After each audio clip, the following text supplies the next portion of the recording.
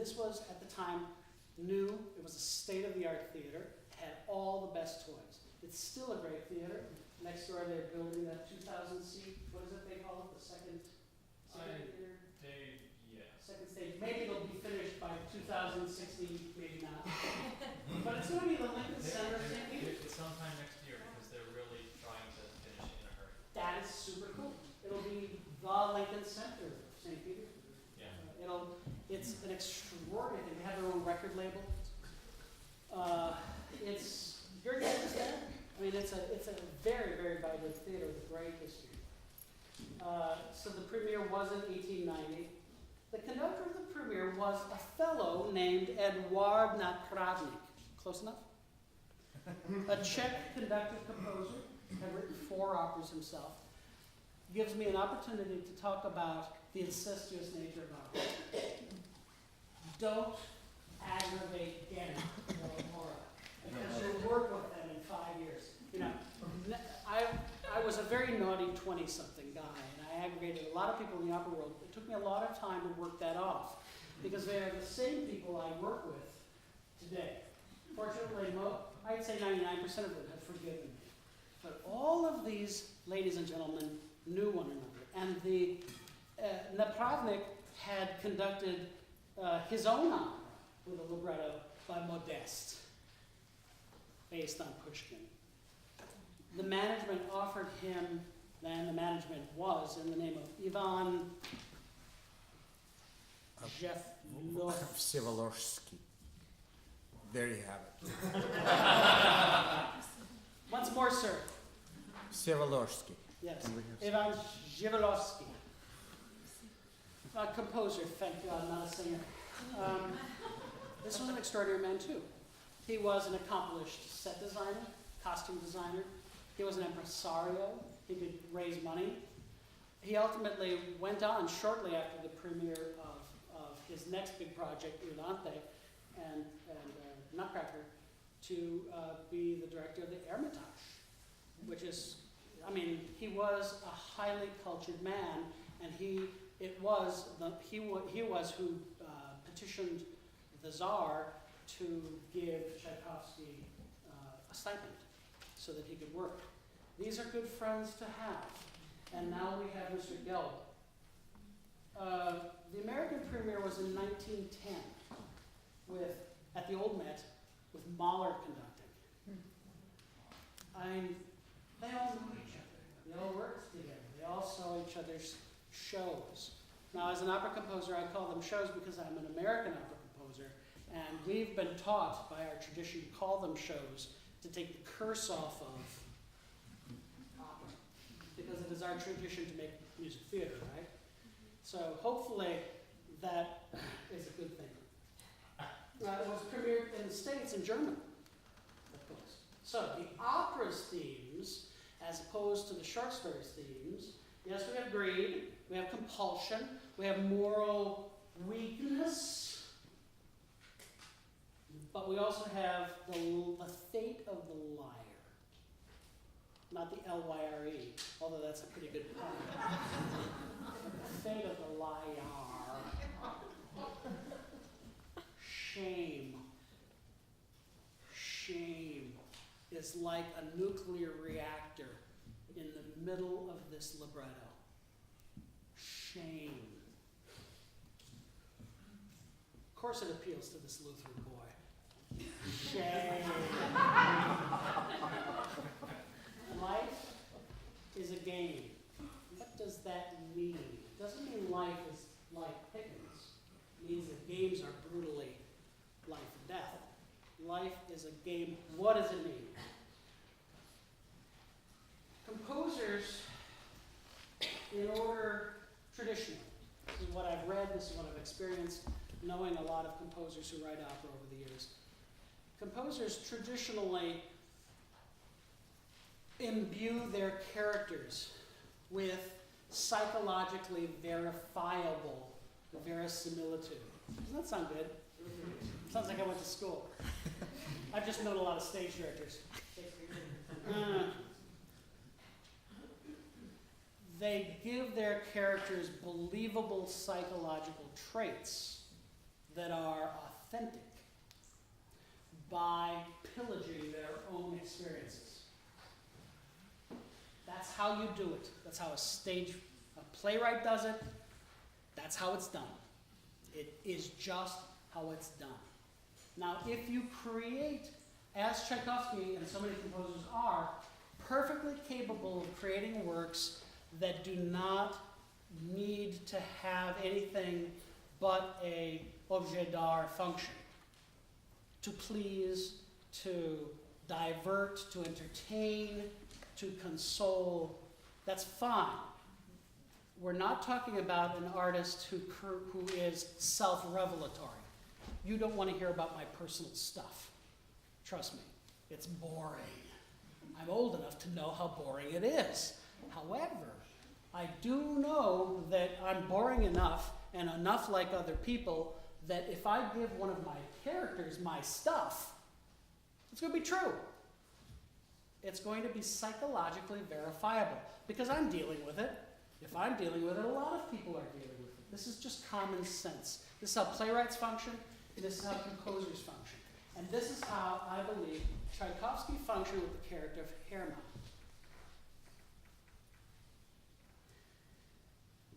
How did the Tchaikovsky brothers alter the Pushkin story in adapting it? Well, this is fun. This is what I do. This is what composers do when we have our way with a property. We fix it up. Act 1. Most importantly, a francophilic overlay is draped on the story, mirroring the Russian admiration for French culture. Okay, so you listen to the score. It is the most francophilic of all of his scores. It really is. I mean, the waltzes, not Viennese waltzes, mind. We don't have the Anacrusis tick of Viennese waltzes. They're French waltzes. You have a masked ball. Verdi's most French opera, right? Same deal. Lizaveta becomes Lisa. All right. They humanize Hermann. Now this is really important. They characterize his love for Lisa as a true one, rather than as a way to get to her, the Countess. This is important because if Tchaikovsky is going to identify himself with Hermann throughout the show, we have to like him. I mean, Tchaikovsky has to like him. Hermann's hatred for Yeletsky is contrived by making him Lisa's fiancé. So that was very smart. It's like chess moves.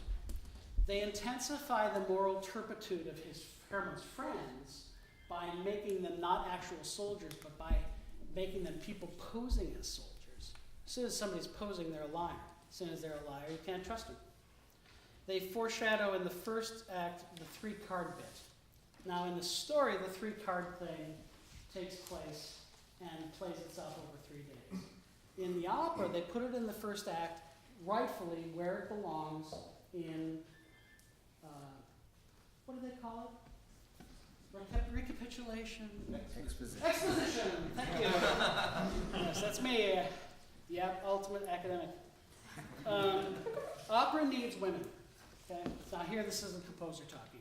If you talk to anybody who doesn't look at you, there are so many women and so few men, relatively speaking. Opera needs women. And the first thing that the Tchaikovsky brothers did was create female roles. And they created a friend, right? They added Nasha, the maid. They also revealed in a way only opera can that Lisa's unhappy.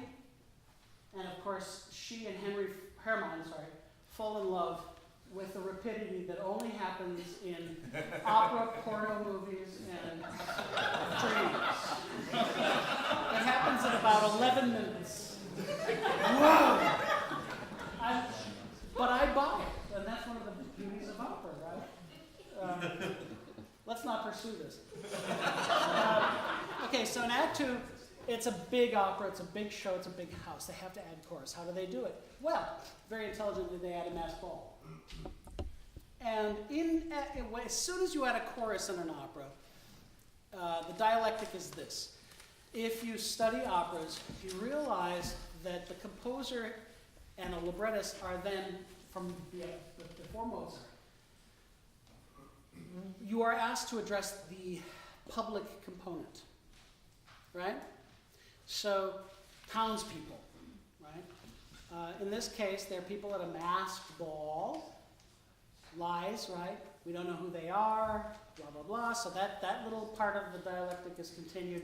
But then the ultimate public card is played, Catherine the Great is introduced. And our feelings as an audience about the head of state are called up.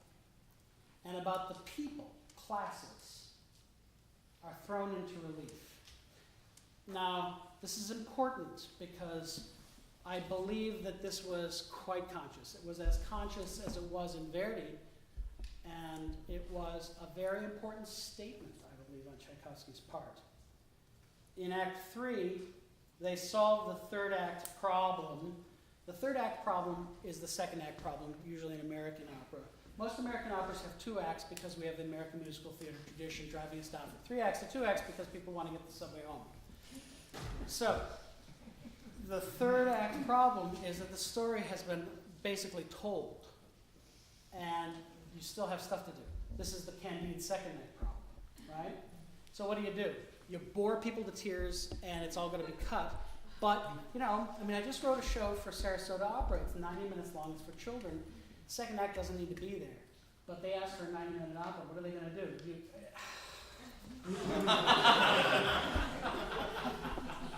So what they do is they save time by collapsing the 3 nights of gambling into one night, right? They put it in a gambling establishment, form follows function, and they take the story out of the supernatural and they put it into chance, right? The card, the Queen of Spades, is held up by. Thank you. You play it? Good man. And fate is painted as luck, as opposed to the Pushkin story, where the card means different things than it does in Tchaikovsky. Okay, interlude. Okay, beware of interludes. This is an interlude. I didn't tell you it was going to happen. Beware of interludes for that very reason. The dramaturgy, I believe, of this opera is in the shape of a cone. It's all about Henry and his descent into madness. Hermann. Hermann and his descent into madness. Now, I knew this opera when I was a teenager, and when I wrote my first big opera, Shining Brow, about Frank Lloyd Wright, available on Naxos with the Buffalo Philharmonic, when I wrote that opera, I based the dramaturgy with Paul Muldoon, my librettist, Pulitzer Prize winner, poetry editor of the New Yorker. All right, basta, I get it. Anyway, we based together the dramaturgy on this opera. Because what you do is you start generally.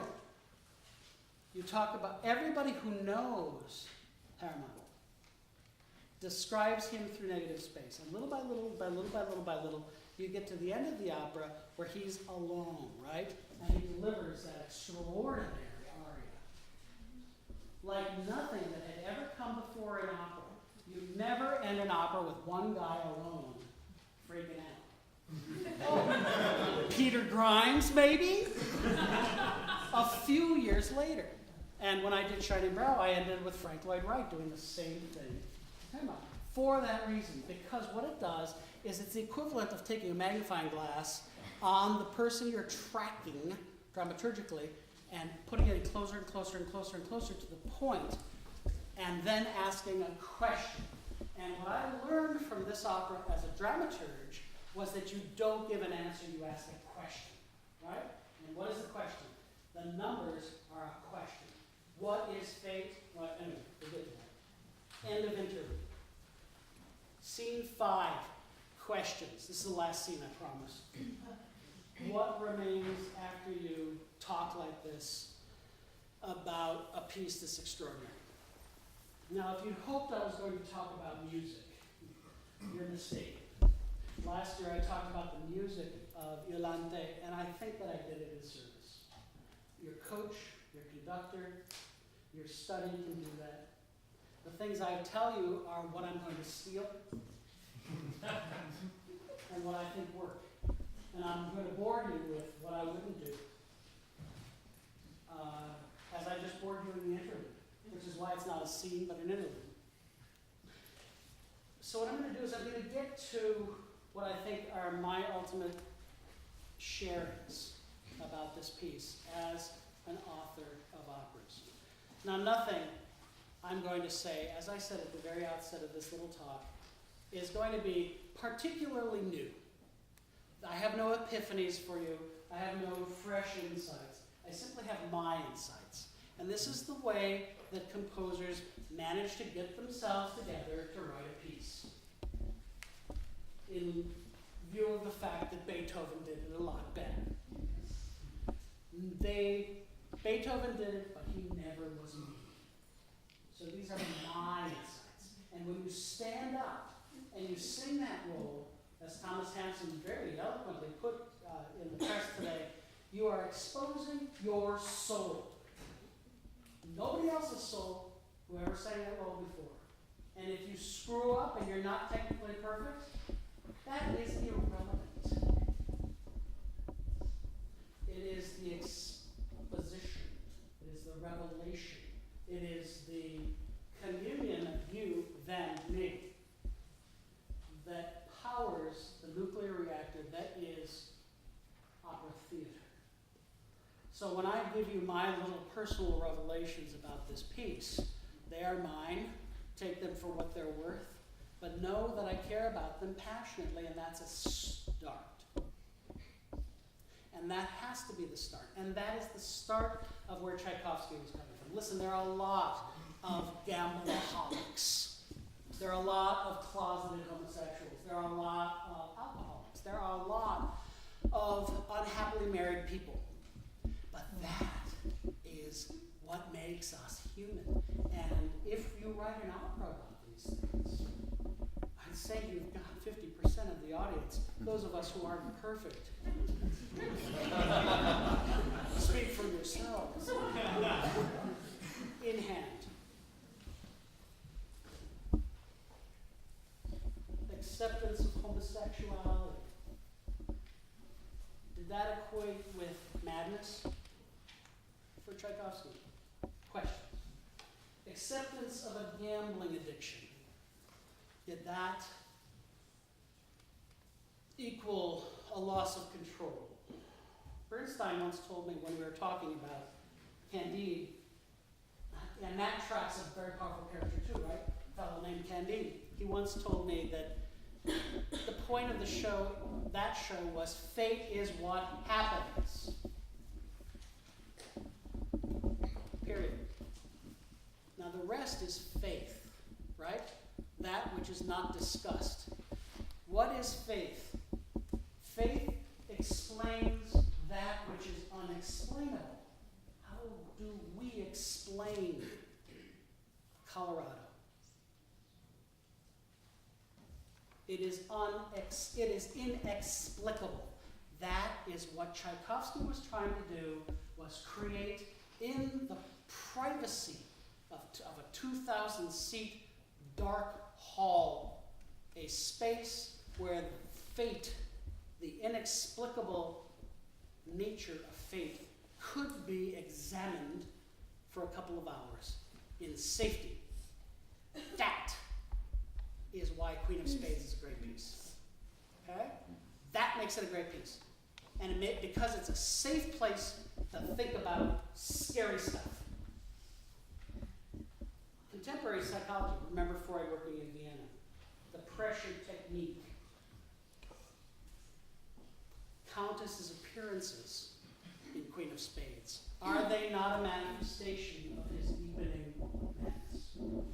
It's a very plausible, psychologically verifiable, very 20th century way of explaining the Countess in a way that Pushkin doesn't quite do. I find that one of the cool things, one of the innovations of this opera, 1890, remember, was, okay, now, who's read the Tchaikovsky diaries? Remember X? Yes. All those X's. Yes. Okay, was when he wrote X, Was he referring to his homosexuality? Was he referring to alcoholism? Was he referring to his gambling? Who cares? X was X. X was the thing. When Paul Muldoon and Stephen Wadsworth and I got together to create Shining Brow, we created an X. Frank Lloyd Wright was his mistress Mammaccini and his children were murdered by a chef at Taliesin. We chose to make that man the X, the manifestation of what was wrong. I believe that X in Queen of Spades was those clouds on the horizon. X was Tchaikovsky as a sensitive artist responding to the climate of what was happening in the ramp up to World War I. There is a profound dread, Queen of Spades, that is unlike the dread of corruption that we hear in Rebellion. It is not that close in. It is the dread of someone who loves the bourgeois way of life and who doesn't want to see it destroyed. The French overlay question is important at this point, and I've got one more point after this, and then I'll shut up.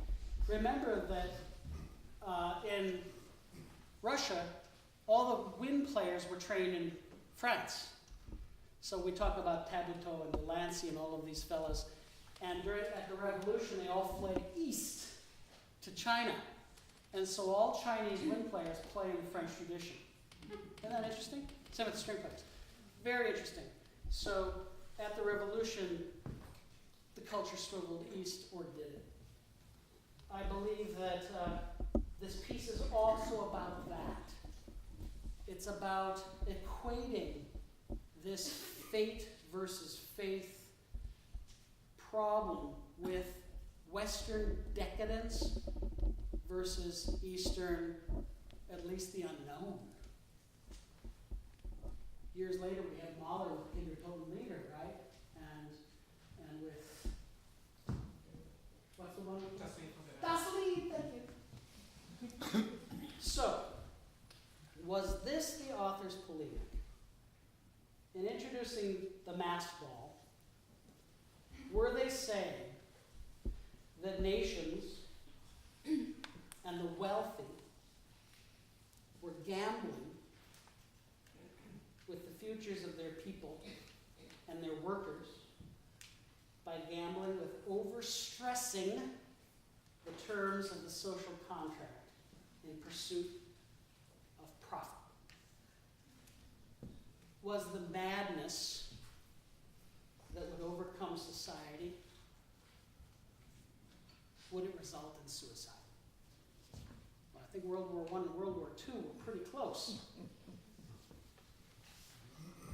And I think that Queen of Spades is a piece that is extremely timely. Never went out of fashion. But if you go to the opera and you think about the paradigms that are being set up, you sit in the dark and you think about, I think that was the scariest paragraph I ever had to write. And opera made me do that. I don't want to think about that. I've got a 1-year-old. I've got a 4-year-old. I don't want to think about that. I have to think about that. And that's why we do Queen of Spades. Thank you.